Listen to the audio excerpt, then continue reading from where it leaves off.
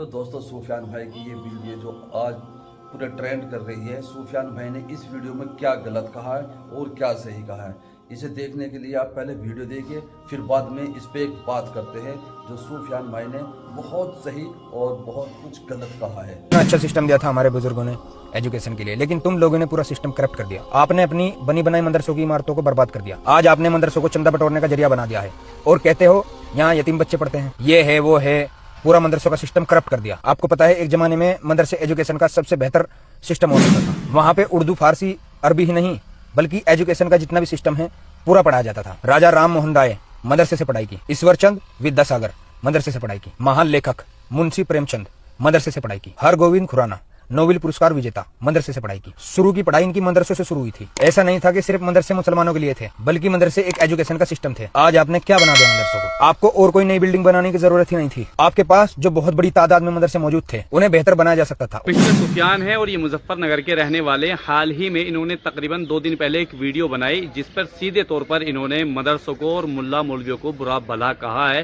اور education system کو لے کر مدرسوں پر انہوں نے سارا بلیم رکھ دیا ہے۔ اب مدرسوں پر ان کی تنقید اور مدرسوں پر ان کا اعتراض صاحب کے اور ان جیسے لاکھوں مسلمانوں کے اس طرح کے مدرسوں پر اور مولویوں پر اعتراضات ہوتے رہتے ہیں، لیکن اگر آج کی ویڈیو آپ میری لاسٹ تک دیکھ لیں گے تو انشاءاللہ آپ کو ایک ایک سوال کا جواب مل جائے گا۔ دیکھیے سفیان صاحب نے جو باتیں رکھی ہیں، ہو سکتا ہے کہ کچھ بہت سارے ایسے سوالات اور اعتراضات بہت سے مسلمانوں کے ذہن اور دل میں آتے ہیں، لیکن یہاں پر ایک بات سمجھنی ہوگی۔ جو بات سب سے پہلے انہوں نے اٹھائی ہے وہ یہ ہے کہ ہمارے بزرگوں نے ایجوکیشن سسٹم جو مدرسوں میں پہلے دیا تھا وہ اب نہیں ہے، سیدھی سیدھی ان کی بات یہ تھی۔ اب مدرسوں کا نظام مکمل طور پر کرپٹ اور بھرشٹ ہو چکا ہے۔ تو سب سے پہلے مسٹر سفیان صاحب اور ان کے جیسے تمام لوگوں کو یہ سجیشن دے دوں اور یہ مشورہ دے دوں کہ آپ پہلے مدارس کا اتہاس پڑھیں۔ دیکھیے جب ہمارے ملک کے اندر مغلیہ سلطنت تھی یعنی مغلوں کا راج تھا تو تمام مدارس جو جڑے ہوئے تھے دراصل حکومت اور سرکار سے جڑے ہوئے تھے، اور چونکہ فارسی نظام زیادہ تھا، اردو سے بھی زیادہ فارسی تھی، چونکہ سرکاری زبان بھی فارسی تھی، اور اس وقت ہندو مسلم اور تمام لوگ فارسی زبان باقاعدہ سرکاری زبان ہونے کی وجہ سے سیکھا کرتے تھے۔ جب انگریزی سامراج آیا تو مدرسے کو باقاعدہ انہوں نے الگ کیا، اسکول کالج یونیورسٹی ان کا نظام انہوں نے الگ کر دیا۔ یعنی جب انگریزی سامراج آیا تو انہوں نے مدارس کا نظام الگ اور اسکول کالج یونیورسٹی کا نظام الگ۔ آج ہمارے دور میں جو 4 شبد بولے جاتے ہیں، اسکول کالج یونیورسٹی اور ایک مدرسہ، جب مدرسہ شبد آپ کے سامنے بولا جاتا ہے یا آپ بولتے ہیں تو آپ کے ذہن میں ہوتا ہے کہ وہ کیندر یا وہ ادارہ، وہ استھان، وہ جگہ کہ جہاں پر دین کی تعلیم دی جاتی ہے، اور یہاں دین کی تعلیم سے مراد کیا ہے؟ قرآن و حدیث ہے، فقہ یعنی مسائل ہیں۔ اسی طریقے سے مدارس کا جو بنیادی کانسیپٹ ہے، مدرسوں کا جو بنیادی مقصد ہے وہ یہ ہے کہ مدرسوں کو اور اپنی قوم کو ایسے رہنما دینا جو دین میں ان کی رہنمائی کر سکیں، جو مسئلے مسائل بتا سکیں اور مسجدوں کے لیے امام دے سکیں۔ اگر آپ آج ایمانداری سے بتلائیں تو 70 سال ملک کی آزادی کو ہو گئے ہیں، کیا اس معاملے میں، اس مقصد میں مدارس کبھی کوتا ہوئے ہیں؟ آج کون سی مسجد ہے جو بغیر امام کے پڑھی ہوئی ہے؟ کیا کسی امام نے تنخواہ کے کم ہونے کی وجہ سے پروٹیسٹ کیا، احتجاج کیا؟ مدرسوں اور مسجدوں میں آج بھی ٹوٹی ہوئی بوریے پر، ٹوٹی ہوئی چٹائی پر لوگ آج بھی یوں سمجھ لیجئے بہت ہی معمولی اور کم تنخواہ پر دین کی خدمت انجام دے رہے ہیں اور قوم کے بچوں کو پڑھا رہے ہیں۔ اور آپ کو حیرانی ہوگی کہ ان مدرسوں میں پڑھنے والوں کی تعداد صرف 3% ہے۔ بہرحال میرا اصل موضوع یہ ہے کہ آج مدرسوں میں کا لفظ جب بولا جاتا ہے دیش کی آزادی کے بعد تو اس کا مقصد یہ ہے کہ امام دینا مسجدوں کے لیے اور مدرسوں کے لیے ایسے استاد دینا جو آگے ہماری نسلوں کو قرآن اور حدیث یا فقہ اور عربی اردو پڑھا سکیں۔ کیا آپ بتلائیے کوئی سا ایسا مدرسہ ہے جہاں پر اردو کی تعلیم نہ ہو، قرآن کی تعلیم نہ ہو، حدیث کی تعلیم نہ ہو؟ کیا ملا مولوی جو بنائے جاتے ہیں یا مدرسوں کے جو استاد بنائے جاتے ہیں، مسجدوں کے امام بنائے جاتے ہیں، کیا یہ مدرسے نہیں دیتے؟ کوئی اسکول دیتا ہے، کالج دیتا ہے، یونیورسٹی دیتا ہے؟ نہیں دیتا۔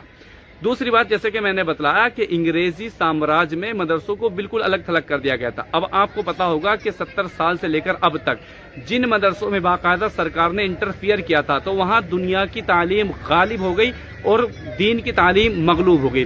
تو مدرسے کا جو بنیادی کانسیپٹ ہے میرے بھائی، وکیلوں کو فراہم کرنا نہیں ہے، میڈیا کرمچاری پیدا کرنے نہیں ہے، اخبار نیوز چینل والے فراہم کرنا نہیں ہے، یا کسی اور دنیاوی شعبے میں نہیں۔ یہ تو بھائی اسکول کالج یونیورسٹی والوں کی ذمہ داری تھی کہ ہمارے مسلم قوم کو ایسی یونیورسٹیز، ایسے کالج بنانے چاہیے تھے کہ جہاں پر باقاعدہ اچھے پترکار ہوتے، میڈیا کرمچاری پیدا ہوتے، جہاں پر اچھے وکلا پیدا पैदा होते, जहाँ पर अच्छे डॉक्टर और मास्टर पैदा होते, जहाँ अच्छे इंजीनियर पैदा होते, ये तो मदरसों से सवाल बनता ही नहीं है। जबकि हकीकी ज़मीनी रिपोर्ट ये है कि मदरसों में पढ़ने वालों की तादाद 3% से लेकर 5% है, यानी मुकम्मल तौर पर मदरसे की जो दीनी एजुकेशन सिस्टम है उससे सिर्फ 3 से 5% लोग जुड़े हुए हैं। जबकि स्कूल, कॉलेज, यूनिवर्सिटी से जो जुड़े हुए लोग हैं वो तकरीबन 70 से 80% है। यानी वकील नहीं है, मदरसे जिम्मेदार, कोई अच्छा इंजीनियर नहीं है, इसमें भी मदरसे वाले जिम्मेदार, अच्छा कोई मीडिया संस्थान नहीं है, उसमें भी मदरसे वाले जिम्मेदार। जबकि भाई मदरसों का जो बुनियादी मकसद था ये था। दूसरी बात, आम मदरसों के ऊपर एतराज़ात कर सकते हैं। बेशक मदरसे में बहुत सी जगहों पर, कुछ मदरसों में हो सकता है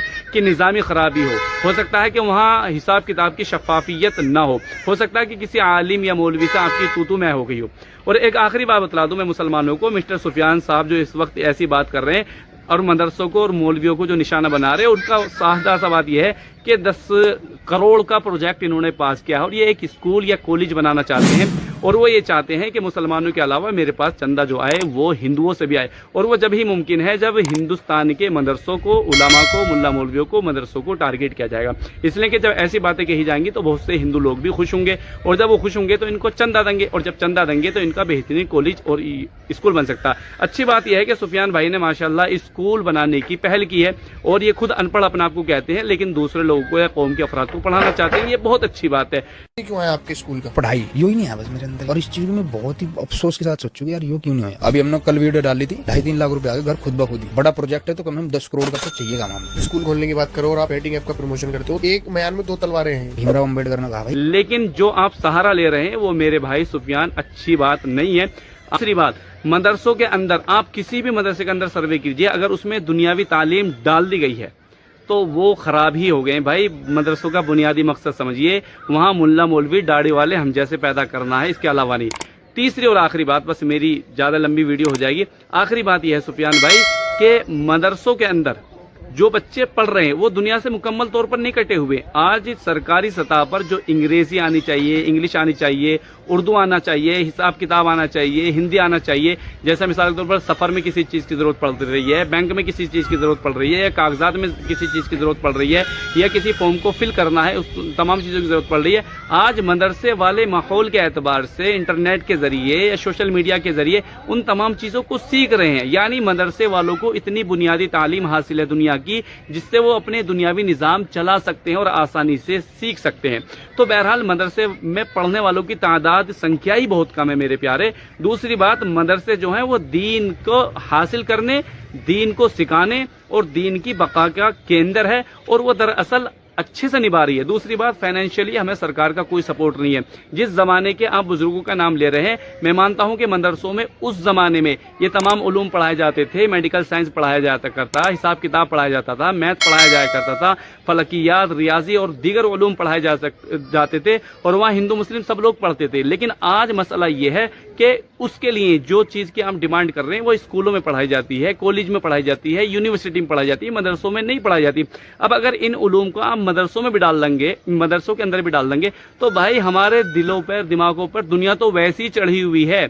चूंकि हमारा निज़ाम और हमारा मकसद ना तो नौकरियां हासिल करना है, ना डिग्रियां हासिल करना, हमारा जो बुनियादी मकसद है वो दीन की रहनुमाई हासिल करना है, और लोगों को ऐसे उलामा और ऐसे अफराद पैदा करना है जो उनको वक्त पर नमाज पढ़ा सके, मामूली तनख्वाह पर, जो तुम्हारे बच्चों को अकायद पढ़ा सकें कि अल्लाह एक है, उसके सिवा कोई माबूद नहीं, मोहम्मद अल्लाह के आखिरी रसूल है, कुरान सच्ची किताब है, अल्लाह के फरिश्ते होते हैं, जन्नत जहन्नम भी है, मरना भी है, अज़ाब कब्र भी है, अज़ाब इसी तरीके सवाब कब्र भी है। अपनी आखिरत बना लो, असल तुम्हें मरने के बाद अल्लाह से मिलना।